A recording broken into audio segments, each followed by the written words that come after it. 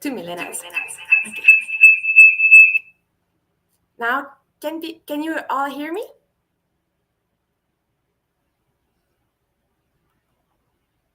Can you now hear me?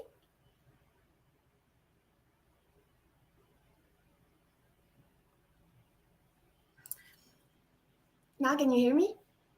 Yay! Awesome! Okay. Perfect.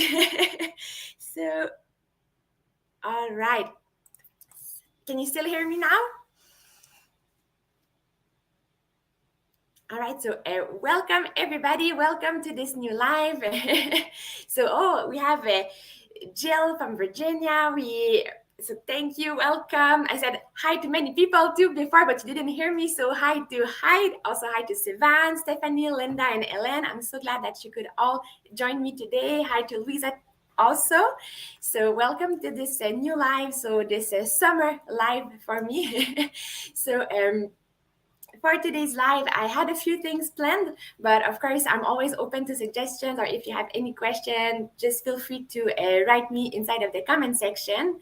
So I'm excited to be here today. So it's been a while. So the first live I made was in February, and now we're already at the beginning of July. So for all the Canadians here, I want to wish you a late happy Canada Day. And for all the Americans, I want to wish you also a happy 4th of July, but a little bit in advance. So right between two holidays. So as I've mentioned, on Instagram and a little bit when I did a post on YouTube for today's live, I wanted to tell you a little bit more about my trip to Colombia, and mostly focus on the handmade goods that I brought back with me from the trip. I also wanted for today's live to tell you more a little bit about summer weaving, but just like a general conversation to know more what you do in the summer, how you plan on spending your weaving in the summer. And I also have two news to share with you, but I'll keep that for the end. So, first of all, let's start talking about my trip. But no, first of all, I just want to say hi to other people who've just joined. So, hi Karen, hi Sue, also hi Musican Stefan. I know it's not exactly your name, but I'm very glad to see you. So, hello, how's Canada? And also, hi Cedric. I'm glad that you could join us today. So now let's start talking a little bit about my trip to Colombia. Um, I'm trying today a new program to try to help with sharing photos in order to show you more details about my trip to Colombia. So this is one of the reasons why I think my mic wasn't working at the beginning of the session. So hopefully everything goes well with technology, but please let me know in the comments if everything goes wrong with technology. So technology is always my friend. So as I've mentioned briefly in other videos and also again on Instagram, me and my partner Kevin, we went on a trip to Colombia during the month of May. So we spent about 3 months there, and we really had a good trip. It was a lot of fun. It was a chance for me to practice my Spanish and practice also. Kevin also practices Spanish, so we weren't that good. Now we're a little bit better. So here's some of the highlights of our trip. So when we started the trip, we started in the city of Medellin, which is just a very stunning city. We had the chance to visit Comuna 13, so Comuna 13. So one of the neighborhood of the city used to be super dangerous, probably the most dangerous neighborhood of, I think they said all South America, or at least Colombia. And now it's back to being a safe neighborhood, and we had the chance to visit it. And here we have a nice view that we had from this neighborhood over there. So this was one of our highlights of our trip. Something that we also really loved was the Valley del Cocora, or Cocora Valley. And this was just so pretty. My picture really doesn't give it up to how pretty it was. So this is a valley with like huge palm trees, and they're also called the wax palm trees, and it's just out of this world. When you step foot in this valley, you just feel like you're somewhere else. I believe the movie from Disney, which is Encanto, I believe it was inspired by this valley. So if ever you've seen it, you might get a little bit of the vibe from there. And just to give you a little bit of an idea of how tall those trees are, here's a picture. I'm just so right here, like we have like a little red circle. So that's Kevin. And for you who maybe don't know, Kevin is 6 foot and 3 inches, and he's standing right in front of one of the palm trees. So there's like, I don't know, 1 kilometer high or something like that. It's huge. No, I'm exaggerating. Kevin is saying no. So this really was one of our highlight.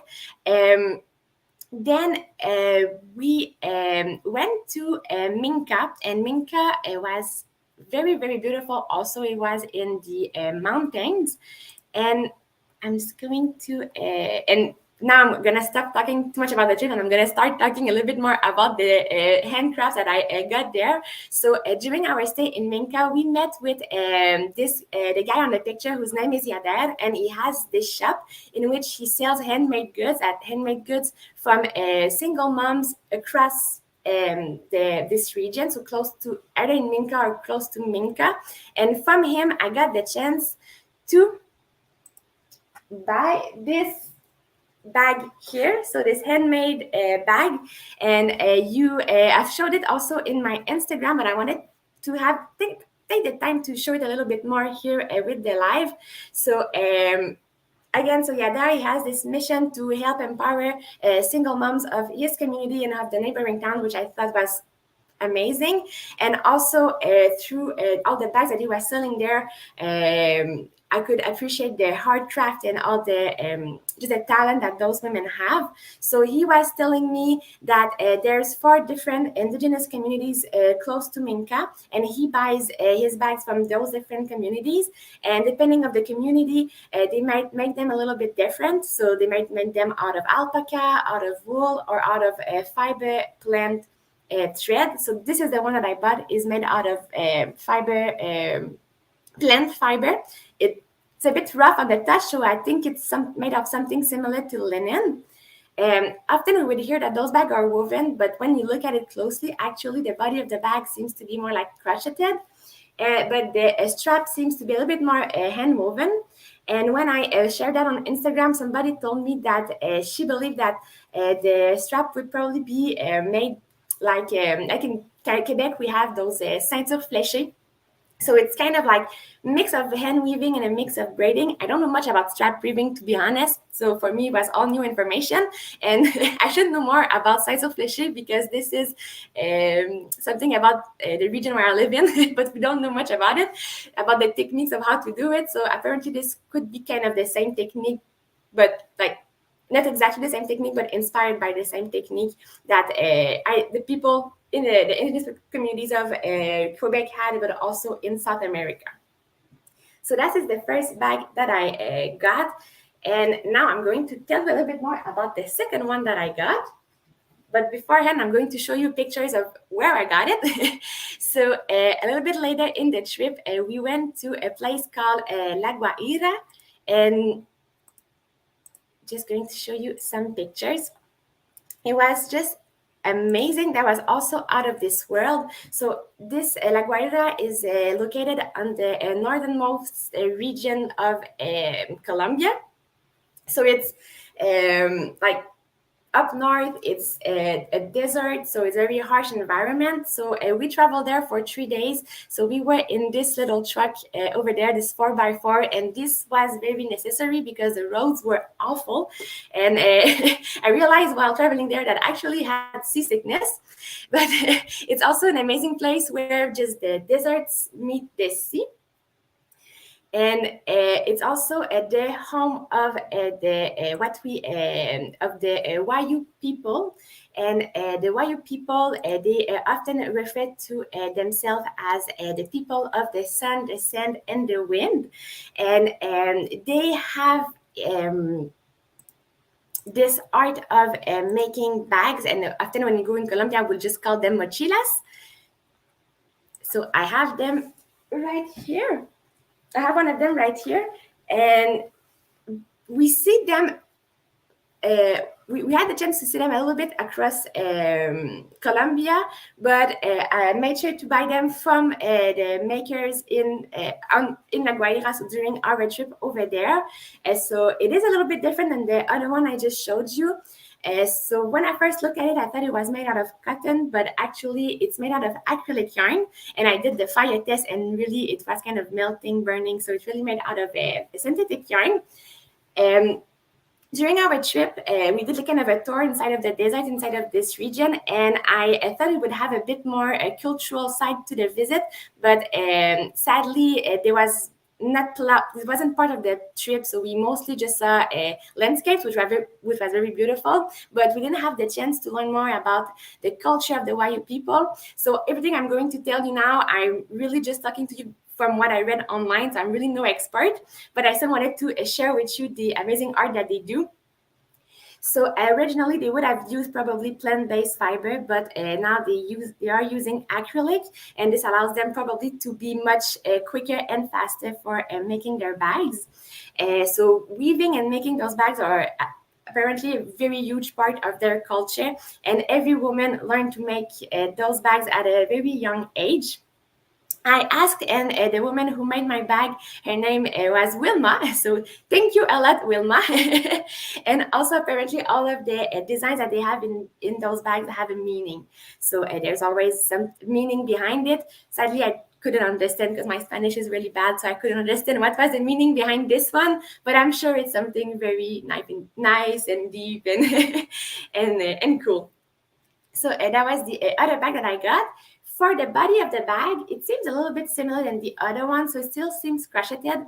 Maybe I'm not sure what was exactly the technique, but for the handle, it is quite different. So this one looks to me really more hand woven, so it looks more like a strap weaving. And for some reason, these days I'm always attracted to pink. So in all my last handwoven project, they were either purple or pink, and here I have purple and here it is pink. So now I guess pink is my new color. So I just noticed that I have a few comments. I'm going to check in the comments if I have any question. Okay, so Kevin corrected me. So the tree grows up to 200 feet or 60-meter high. So thank you.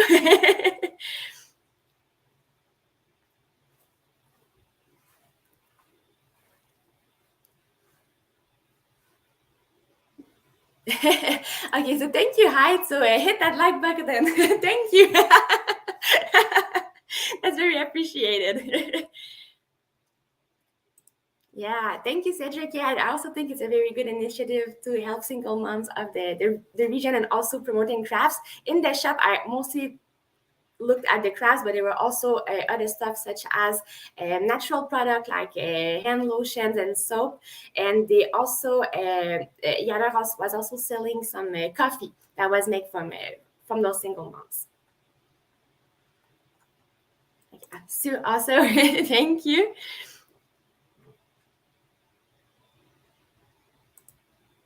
Okay, so Judy says that they have studied making mochilas and they are amazing. Wow, I would be very interested to know more because, as I said, I thought we maybe would have a time with the local community to learn more about how they make this. So I'd be curious to know what you learned and what you know about it because, as I said, I'm really no expert. I'm just here as an I'm just appreciating the art.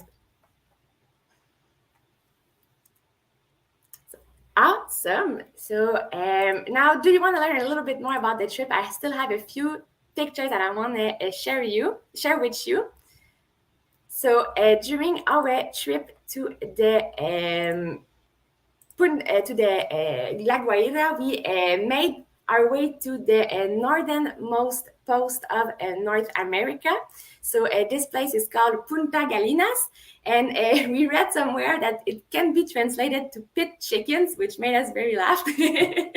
And it was pretty harsh to get there. As I said, I got motion sickness, and sadly, Kevin also had a food intoxication at that time. So it really was an adventure to get to this point. But now we can say that we went to the northernmost part of South America. and we ate pretty well while we were there. So we ate. Oh, my picture is not on the good side, but if we turn the neck a little bit, we can see it. So we ate quite a lot of rice, a lot of plantain bananas, and also meat and beans. Yeah, we ate a lot of beans.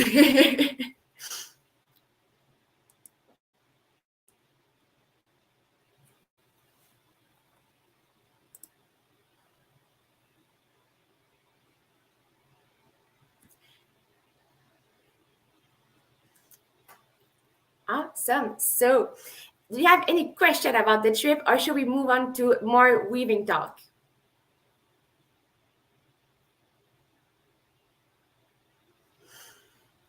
All right. So, actually, one of the reasons why I wanted to make this video like at the beginning of July is because here in Canada it is the start of summer. I guess elsewhere maybe the warm weather has already started, but here it only just has started. And I was just wanted to learn more about how you experience weaving in the summer. Do you weave differently during the summer? Because myself, I feel like I do. I feel like sometimes I weave a little less, even though I feel like it could be like easier to weave in the evening because the light is just it is the light outside just lasts longer. And how's it about you? Oh, okay, I got my answer about the mochila. So I'll just circle back to the mochila. So it's a special crochet technique where you carry several strands of color at a time. You crochet over the unused color strand, making the bag very thick and sturdy. There are tons of YouTube videos. Oh, awesome. I'm going to have to look for this. I thought, yeah, I'm going to have to look for that. So, Judy, have you ever made any bags? Have you ever, I know that you learned, do you I know you cannot share it with us, but do you have any pictures or something? I'd be very curious to look to see that.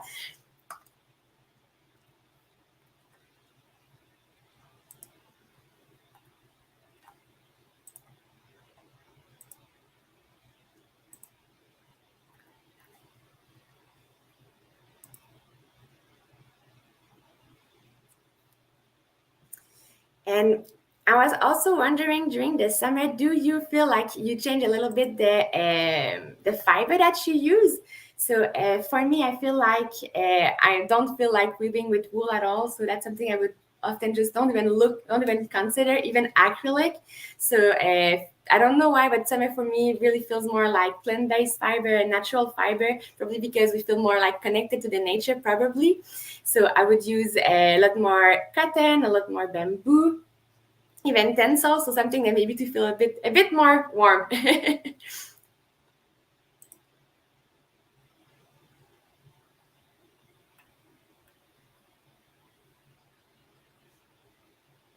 All right, so more pictures. And one thing about Colombia, it is very interesting. So I have more pictures, but in order to share them with you, I need to upload them. So I would need to do that. So I don't think it's going to be possible for this the live right now. But on Instagram, I can surely show and share a little bit more if you follow me on Instagram. So it's the same name as in YouTube, curly-n-yarny. So just a little plug here.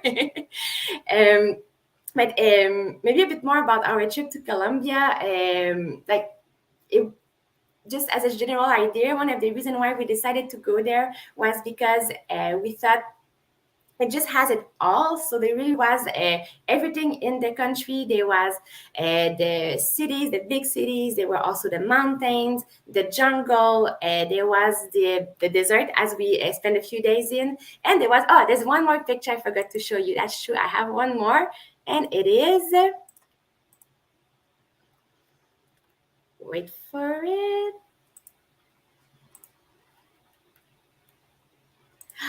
There's also the beach. So there is many beaches on the Caribbean coast of the country, also a few islands. We only spent sometimes at one beach, but it really, really was amazing. This beach felt a lot untouched. Sadly, the beach we were at, we couldn't swim in the ocean. But in other places, it is possible. It was just fun to relax by the pool and relax in the sand, especially since that Maine, Canada is very cold. So for us, we felt like being in a whole different region. So yeah, that's one of the reason why we decided to go to Colombia, just because there's just so many things that we could do. We spent 3 weeks there, and we felt like we could spend maybe 3 more weeks. There is a place we didn't have the chance to go visit, and we are a bit sad about that, and it is the Lost City. So there is a place called the Lost City, the Lost City, which maybe we can compare to the Machu Picchu of Colombia, but I'm pretty sure if I say that, maybe I'm gonna offend people. But it's just like a very ancient town that we found. Well, that was rediscovered much later on, and this is very in a secluded space. So in order to get to there, we would have needed to walk. It's like a 4-day trek, so 2 days and a half to get in, and then 2 days and 1 day and a half to come back. And we just decided that we weren't fit enough to do this. And upon our arrival, we just didn't like factor how much the heat would affect us, because it was so warm, and it was also the rainy season. So we got okay weather. So we wish the weather would have been maybe like it wasn't that sunny. It was still warm, but not that sunny, and we got rain a lot. Even when we went to the desert, we got that we would escape the rain in the desert, but actually it still rained a lot on us. But so so that was a rainy season, but at the same time it was maybe better this way, because if it had been the heat and the sun, then it would have been way too hot. But to do a trek in the jungle with all that rain, I think it would just have been too hard, especially because like the road would be very slippery. And we heard that from someone who just came back, that the beds in which we would have had to sleep at night never had time to dry, so we would have actually slept in dry hammocks and dry beds. So we're kind of glad we didn't do it, and we went to the desert instead.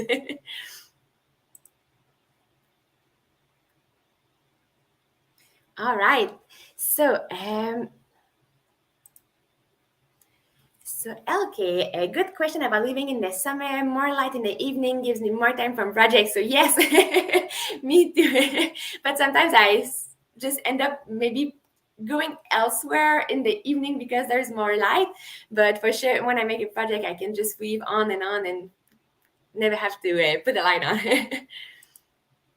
So Sivan, yeah, you're also less attracted to wool during the summer months. But that changes rapidly once the first leaves start to turn color for me. Like once the leaves start to turn red and orange, I'm like, oh yeah, now it's time to go back to wool. I don't want to see bamboo anymore or cotton. Okay, so you actually also weave a lot with cotton. Awesome. Okay. Cedric, that is so nice of you. And you should also follow Cedric. So Cedric is an amazing graphic designer who does a lot of very amazing illustrations. So follow him on Instagram at Cedric Graft, or please correct me if I'm wrong the way I say it, and maybe just write it in your comments. He does this amazing challenge during the summer, so you should all go and check it out. Check out his Instagram.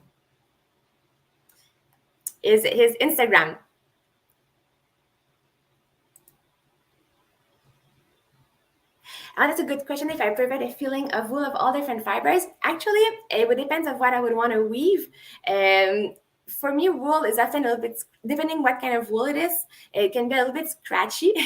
So it really depends on what I want to make. But for a blanket that I want really to be very warm, I would probably like wool a lot. But for maybe more like a scarf or something, I could use the only wool, but if it was more like alpaca, or maybe just blend it with other fiber to get a bit more soft aside from other fibers. And yeah, Stephanie, yeah, we would have needed an helicopter to get to the to the last city. I feel like once you walk 2 days and a half in this harsh condition, you probably kind of feel way more gratitude for being able to get there, and probably feel more like very off the beaten track. But we thought maybe we won't make it there, so maybe not just try it. Okay. So thank you. I love you too, Dad.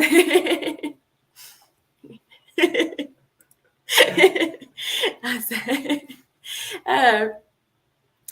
Now I wanted to share two news with you. I teased you a little bit at the beginning of the live, but if you have any other comments, feel free to still write. Okay, so I'm gonna tease you a little bit more. I'm gonna listen to this comment too. So I have a lot of the linen yarn in my stash. I like to make some breezy scarves or maybe even tops. Yeah, yeah, those weaving with linen makes amazing garments, but for me it's still a challenge, so I admire you if you do. It's true that the linen, especially linen tops, would feel a lot like, yeah, like summer. I've tried weaving with linen with the as a warp once, and like only like in a sample, and I thought it was very difficult because it's really not that elastic, but maybe just my unexperienced hands at the time that wasn't experienced enough to really appreciate linen. But for sure, weaving our own top or a scarf with linen must be very amazing and to wear afterwards. And you're worried too, okay? Yeah. Well, I know many people who master it. Maybe sometimes it just take practice. I know that weaving with linen with the in the weft for me was an amazing experience. And so sometimes I'm thinking if I want to do something with linen again, probably I'm going to do a warp of cotton and a weft of linen just to kind of balance out until I get better with it. Okay, so now my two news. First of all, this is kind of very something that happened kind of a while ago. Just before we left for Colombia, I did a poll on a video. I was asking you guys what I should be doing for my next project. And I feel like during the trip to Colombia, it kind of was, especially in the desert. It kind of was um, in team with the vote I made, because what I wanted to do, I wanted to figure out what to weave next on my dirty loom. And I had two options. So either Day in the Desert or a deep sea blues. So I felt like when I was standing there on that beach, it was exactly the meeting of my two projects. Talking about this, I gathered all the votes. So I asked for votes on YouTube, but also on Instagram. And I was very surprised by the result, because on YouTube, most people wanted to see the deep sea blues, and on Instagram, most people wanted to see a day in the desert. And after counting all of the votes, I ended up with almost 50-50 votes for each options. So there was only one vote that was a decisive vote. So I got 213 votes. And so the decisive vote decided for, now a drum roll. Can we all have a drum roll? The vote decided for deep sea blues. I'm currently working on the project. I've started doing the warp for the to put on the loom. So the warp will be with 8-2 cotton in the color black, and the weft will be with 8-2 tencel in the color old blue or vieux bleu. I'm very happy with everyone, with the outcome. Actually, either outcome I would have been satisfied with. In case you're curious, this was the other option. So Day in the Desert would have been a natural weft and a 8-2 tencel in the color Havane for the weft. Sorry. I would have been happy with either option, really. I couldn't decide, but I was a bit surprised by how many votes I got. And I was also very surprised by how divided the votes were. But now we're going to see the deep sea blues very soon. So I wanted to share with you guys the progress of my warping, but then I thought, no, I cannot show it. I need to keep this for the live. I need to keep the exclusivity. So now it's all out. So now I feel better. Just gonna go back to see the comments. Thank you. We had some drum rolls. Awesome. Perfect. So excited for the blue as well. Yeah, me too. I'm anxious to see the project. And Stephanie, yeah, I also think it's pretty amazing that I got 50-50. So I guess this means that those were two nice very options. So that's how I like to see it.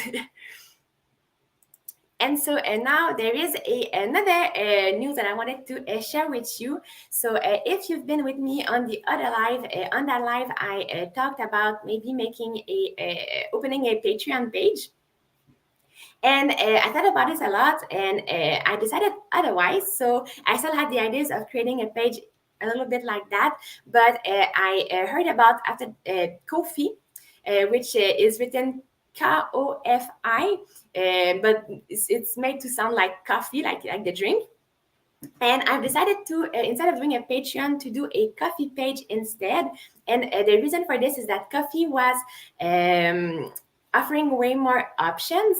And so Patreon was only the membership based, and now with coffee, there's way more options. So if I do maybe go back a bit and do an introduction. So making videos and running my channel is a lot of fun for me. I do it with all my heart, and it sure takes a lot of time, a lot of effort. And I know that there exist those kind of platforms to help that can help creators, that can help us out, get some support, to sometimes get more resources in order to be able to make more content. So this is why I decided to start a page like that. And this is why I started to start the coffee page. So I have linked the page in the description of that video. So on that page, what I'm planning on doing for so far, I'm planning on mostly like, and this might change around time, so I'm still testing this out. This is all new to me, so I still want to have your feedback and see what you like and what you don't like about it. But what I'm thinking is maybe a lot of exclusivity. So sometimes having an exclusivity about what my next projects will be, having exclusive access also to videos. So either I would make sometimes videos only for the page, only for people who have the membership, or sometimes I might also just release videos a few days ahead on the coffee page instead of on YouTube, so that there will be early access. I also wish to share some behind the scenes actions, maybe some bloopers. So I've just started the page now. I have like made one post. I've just started this morning. It's still a work in progress. But I've been working on a secret video, so little secret of things that we don't see behind the scene. And so if ever you wanted to help support my channel and help support me, the link is in the description down below, and I'm very, very grateful for all the support I could get. So the way the coffee works is actually like very large, so there's many things that you can do. So far, what I have installed on the platform is two things. So there is the membership program if you'd like. So for $4 per month, you would become a member and then you would have access to all this exclusive content. But if ever you are more interested in just doing like a one-time donation, that is also possible in the form of buying me a coffee or kind of tipping if you'd like. So this was my second big news. So I feel like I've been talking so much. I'm just gonna take a little sip of water.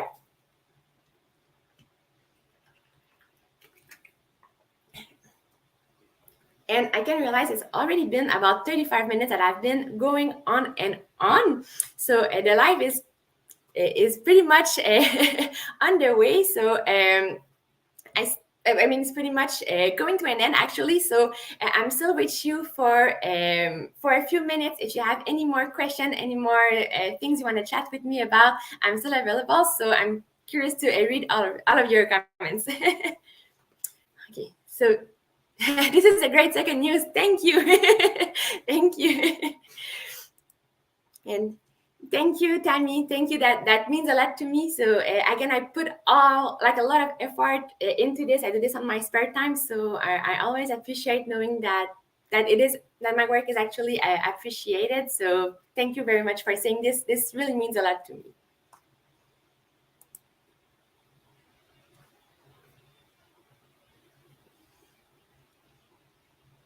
Yeah. So are you excited for weaving classes in the fall? Yes, very, very, very much.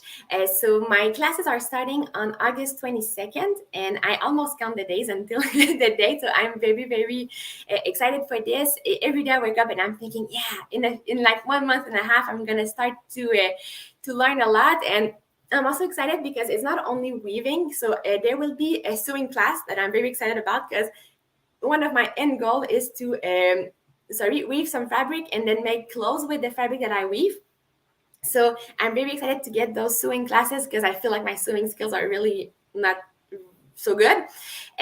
Also, there will be classes about weaving with not weaving, but knitting with the knitting machines. So that I'm also excited. I went there one day to do like this, like student for a day, just so I can just look around and see how it works.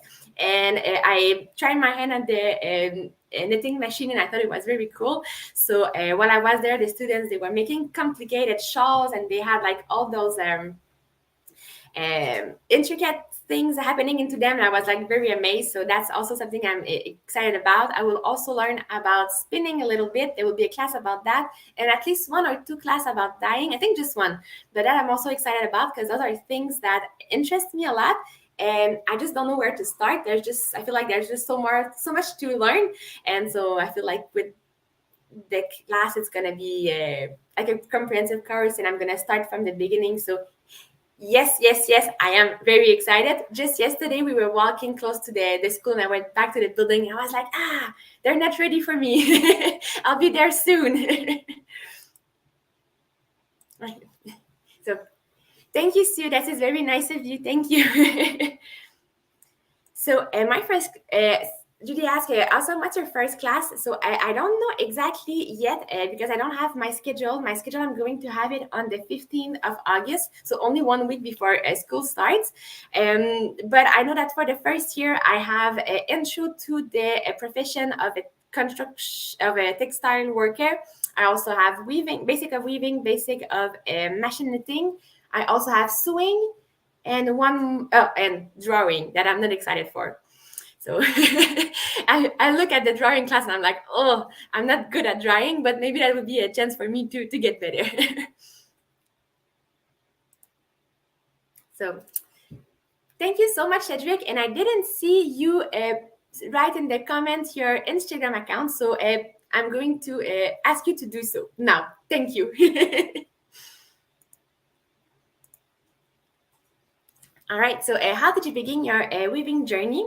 I talked about it a little bit in my other live video, but I'm going to do a small recap of how I started this journey. So, I was young. When I was young, my mom taught me how to crochet. Then, when I got about in my 20s, she taught me how to knit. So, I was always very attracted to the fiber arts. Actually, much before that, my grandma taught me how to make like little pom-poms that you have like on jukes. So I was always very attracted to those kind of craft and making things with my hands, and especially with the fiber arts.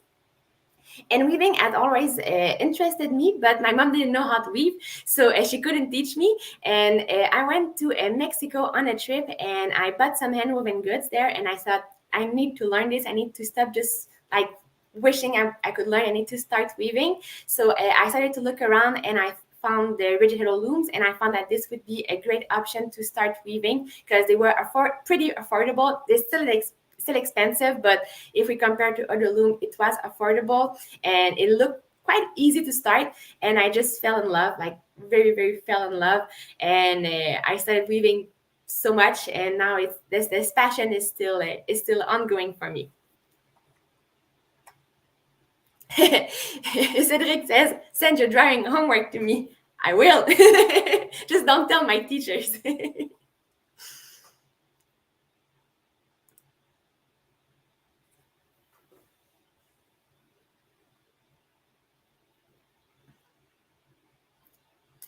So, do we have any other question? Did I answer all of your question? All right. So Danielle's asking, do you think you'll do more work at a table loom? I have a table loom. There's two things about this. So my dirty loom actually is kind of a table loom, but I use it as a floor loom. So sometimes I feel like an imposter for both kind of weaving. So I feel like I'm not totally weaving with a table loom and not totally weaving with a floor loom. And I know that I've made one video on YouTube before with another table loom, so an 8-shaft table loom from a Voyageur from Leclerc. So this one was lent to me. I had it for a few months. I could ask to borrow it again, But I feel like I've got so many looms that sometimes I just don't have the time to. I feel like even if I would borrow it, I don't know how much more weaving I would do on it. But do feel like this is something maybe I should be doing. But I don't think that in the very near future I would be weaving on a simply table loom again. So for now, I have with my work and my original loom and my dirty loom and then also the counterbalance loom. I kind of have my hands full, but this is not something that I have scratched totally on my future on my to-do list. It's just maybe not for the next 6 months or so.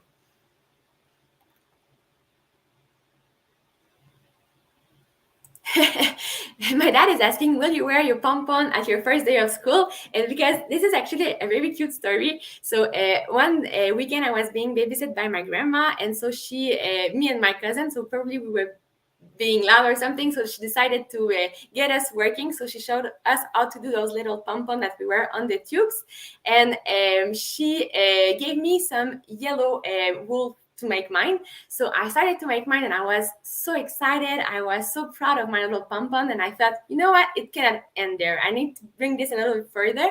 And it was close to it was in April, so it was close to Easter.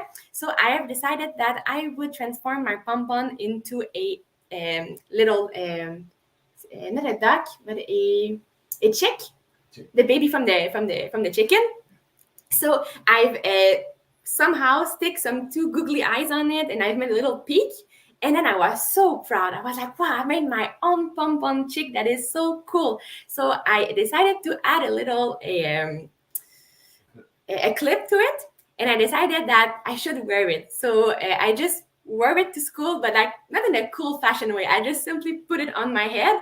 I was 8 years old, just so you know. I was 8 years old, so I just put it on my head, and then I went to school with this, and I thought I was probably the coolest kid of all the town. Not only my school, but like everywhere in Canada, I must have been the coolest kid. And then I arrived school, and my teacher is like, she laughs, but I think she laughs with me.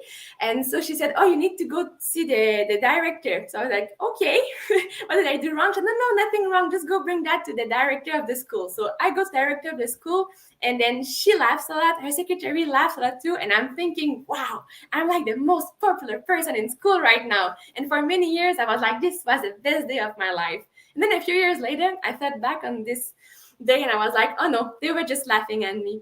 And the secretary of my elementary school, she then changed job, and she then worked at my high school. And she still, I mean, she sees hundreds and hundreds of children every year, and she still remembers me to this day. And I'm pretty sure that's because of my yellow yellow chick pompon that I had on my head.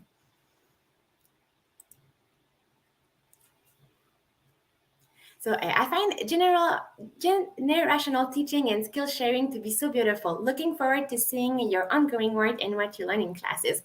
Well, thank you very much. So yeah, I also love the fact that all the crafts that I could learn many crafts from my grandma and from my mom. I agree. This is a nice tradition that goes from generation to generation, and I'm also excited to share with you what I'm about to learn in class. Okay, so I do think you'll do more work on a table loom, and I have one and would love to see more example for inspiration. So still everything that I do on my direct loom, even though I use it as a floor loom, could actually be done usually on a table loom. The biggest difference is namely that on my dirty loom with my threadle, I push on my feet and I can attach it. On the table loom, we need to kind of translate the draft. But for the inspiration, the same project could be done usually. So yes, school will give me so many options to explore. I agree. So maybe in 1 year I'll be like, oh yeah, now I am a spinner. So yes. You are the coolest kid. Thank you. But to be honest, I don't think I was the coolest kid ever. I was pretty much of a nerd. Still am today. So I don't have a question, but I just have to say you're the reason I ordered a 48 inches Ashford Digital loom. You make it look easy and fun. Oh wow, awesome! That warms my heart.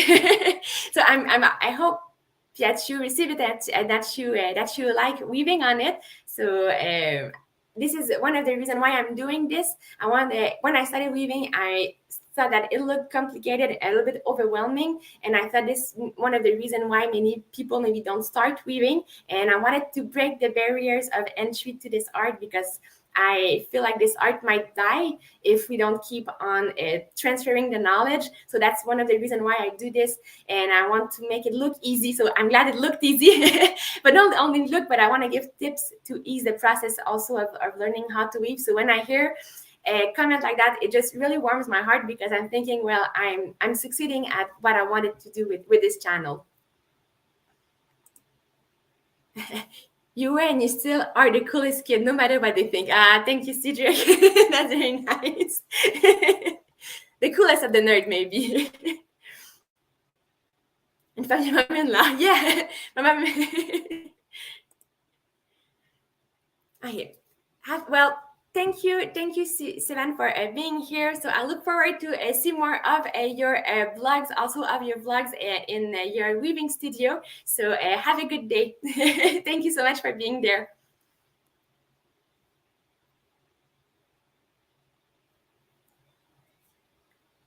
All right, so I feel like the live is like over 45 minutes now. So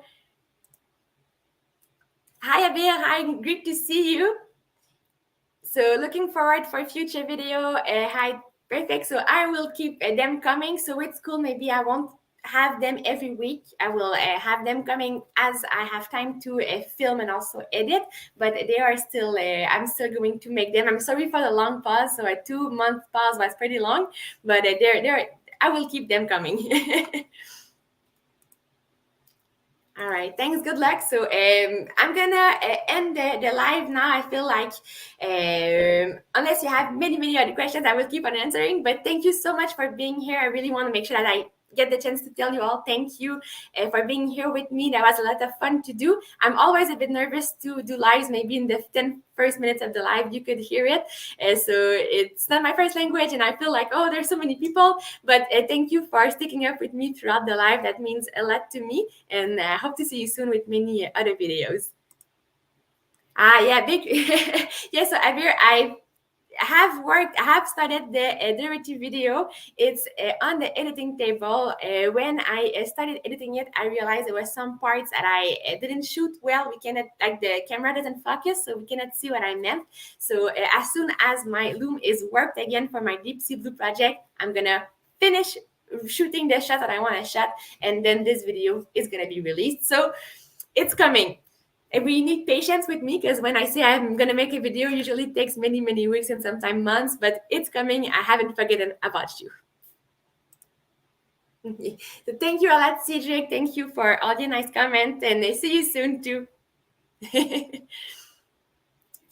Awesome. So I'll let you go about your day. I hope you all have amazing weather today, and I hope you all are enjoying a very long and nice weekend. So thank you again for all being here, and see you in the next weaving video. Bye bye.